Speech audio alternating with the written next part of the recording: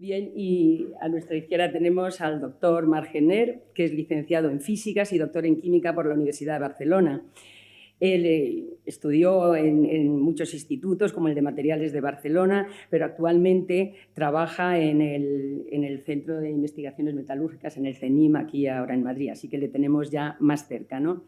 A lo largo de su carrera ha trabajado con todo tipo de metales, especializándose sobre todo en la tecnología del hierro y en su aplicación al armamento, cosa que ahora nos interesa especialmente.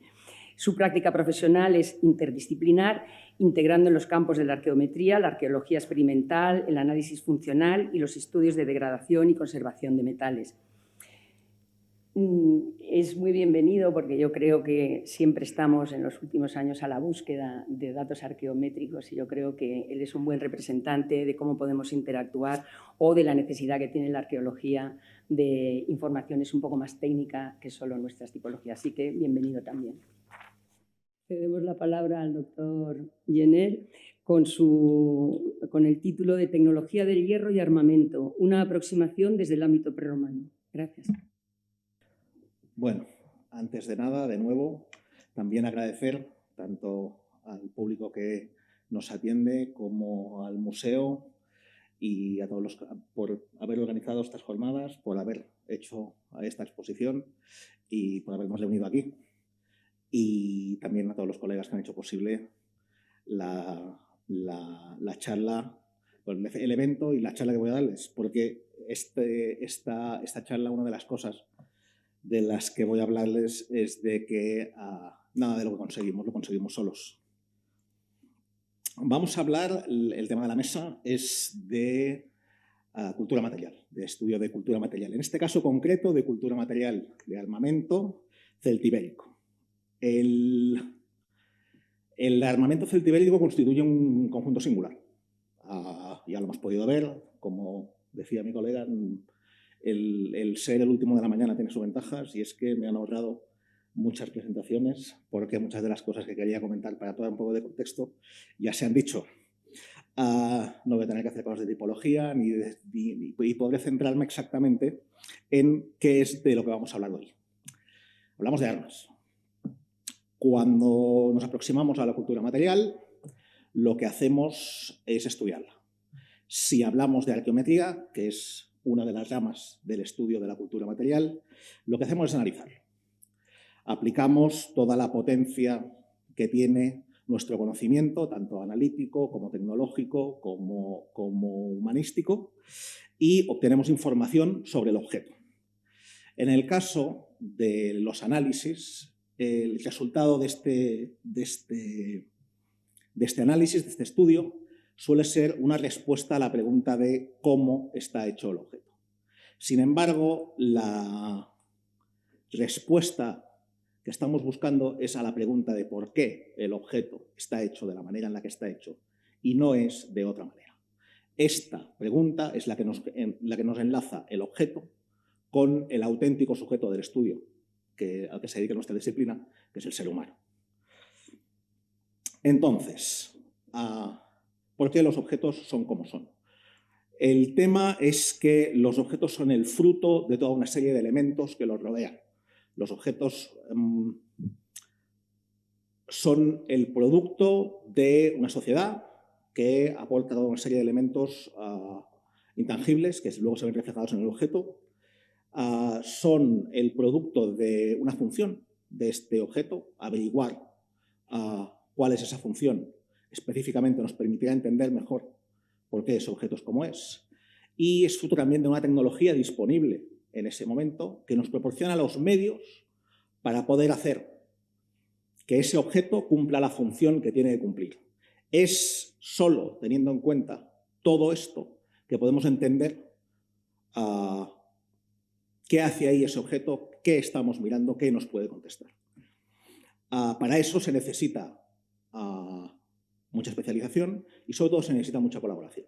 La aproximación a la cultura material es siempre una ciencia interdisciplinar en la que no solo tenemos que combinar las diversas disciplinas que nos explican todos estos elementos, sino que también tenemos que superponerlas y comunicarnos para poder sinergizarnos.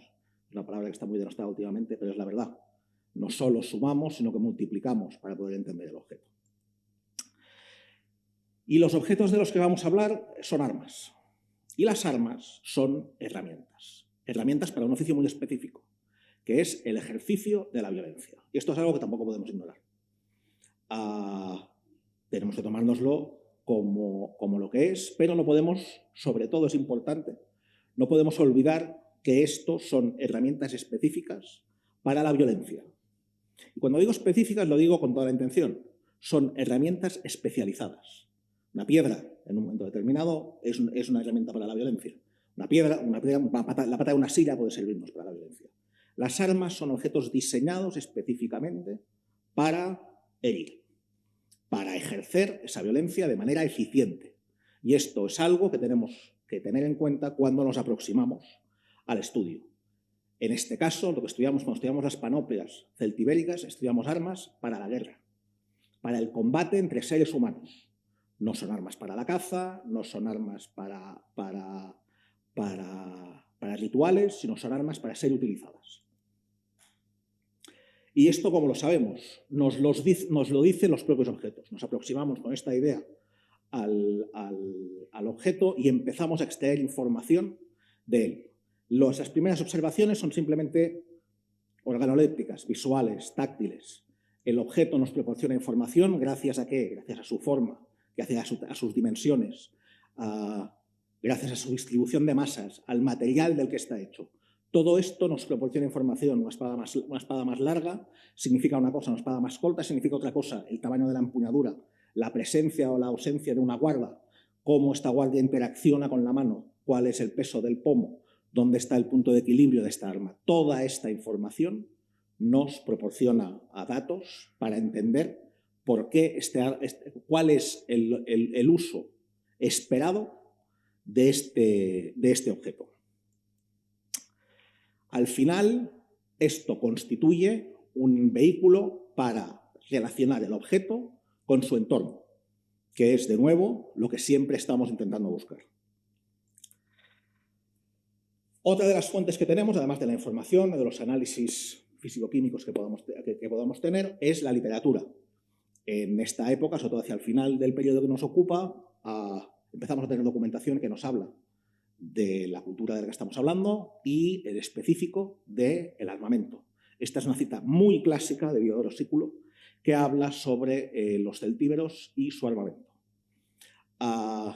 Nos habla sobre la obtención del metal y se ha tratado siempre como una referencia precisamente a esa obtención del metal. Bien, el tema de la obtención del metal va a ser lo último que examinemos ahora. Lo que nos dice esta cita nos proporciona bastante más información de la que parece. Diodoro nos habla de que las armas de los celtíberos son excelentes y de que separan el material entre un material mejor y un material peor. Mejor y peor no son cuestiones absolutas, son siempre en relación con algo, en este caso con el objeto en sí mismo. Es decir, es un material más adecuado para fabricar este objeto o menos adecuado para fabricar este objeto. Esto es una información que nos dice que existen materiales mejores y peores y nos dice que estos materiales mejores y peores eran conocidos como tales por la gente que lo estaba utilizando. Y cuando hablamos de mejores y peores, ¿a qué nos referimos? Cuando nos habla de excelencia, nos dice que estas armas son buenas haciendo cosas. ¿Qué cosas? Cortar, herir, atravesar blindajes, efectuar heridas que inutilicen a nuestro adversario. Son armas para la guerra. Es decir, que estas armas tienen lo que se conoce como excelentes propiedades mecánicas. ¿Cuáles son las propiedades mecánicas de una espada? Que ahora nos centraremos en esta, también para una lanza, pero vamos a centrarnos en las espadas. Resumiendo muchísimo, de una espada se espera que sea dura para que sus filos retengan su forma y, por lo tanto, al entrar en contacto con un cuerpo lo penetren con facilidad y, por lo tanto, provoquen la herida que estamos esperando.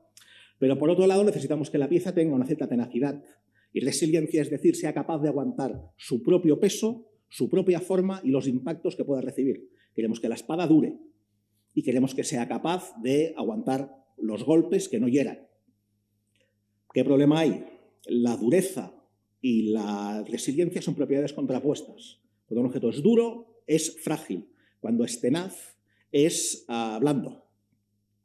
Si el objeto es demasiado tenaz, las espadas se doblan, los filos se mellan, el término técnico es enrollarse, con lo cual dejan de cortar, deja de ser eficiente. Si la espada es demasiado dura, es frágil, es decir, cuando se golpea, se rompe. Vamos a hablar ahora de los materiales, de los que hemos hablado de oro. Nos ha dado un material mejor y nos ha dado un material peor. A referencia al hierro. Sabemos que el hierro tiene asociada su aleación, que es el acero. El acero es una aleación de hierro y carbono. Las propiedades mecánicas del acero son parecidas a las del hierro, pero en aspectos fundamentales para el armamento son mejores. El acero es más duro, el acero es más tenaz y más resiliente que el hierro. Y además tiene una propiedad increíble, que es que se puede templar. Lo calientas a una cierta temperatura, lo enfrías rápidamente y su dureza se multiplica. Es ideal para crear instrumentos de corte, o por lo menos para las partes de los instrumentos que tienen que cortar. Que el acero es una aleación de hierro y carbono no se averigua en este planeta hasta el siglo XVIII.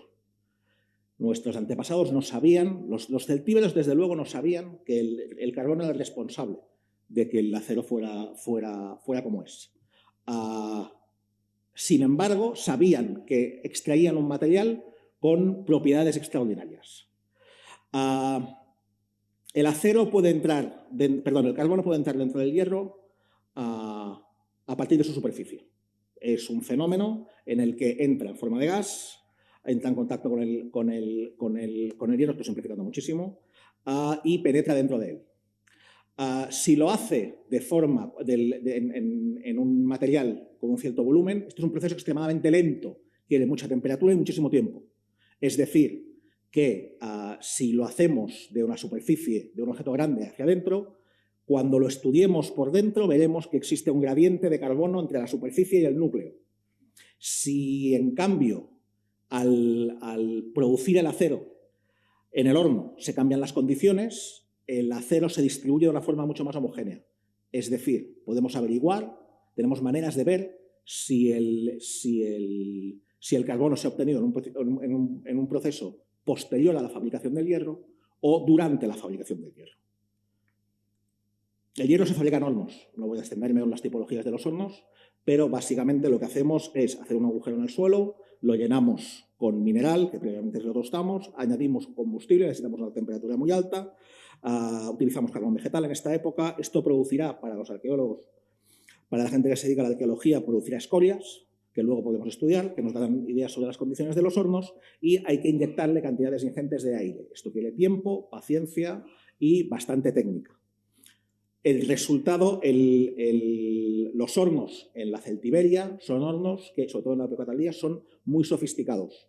Se suponía que las técnicas en las que la escoria se extraía del horno de forma recurrente durante el proceso venían importadas por Roma. Sabemos que no es cierto, que se han encontrado hornos previos al contacto con los romanos en los que se producían estas técnicas. Es decir, sabemos que en la Celtiberia se tenía un control elevado de los procesos de producción del metal. Estos son las escorias. El resultado de un proceso es una lupia, un conjunto de hierro que después se trabaja para producir los objetos que queremos. El hierro tiene otra propiedad importante, se puede soldar. Calentamos las piezas de hierro, las juntamos, las martilleamos y se quedan pegadas. Eso nos permite combinar hierro y acero.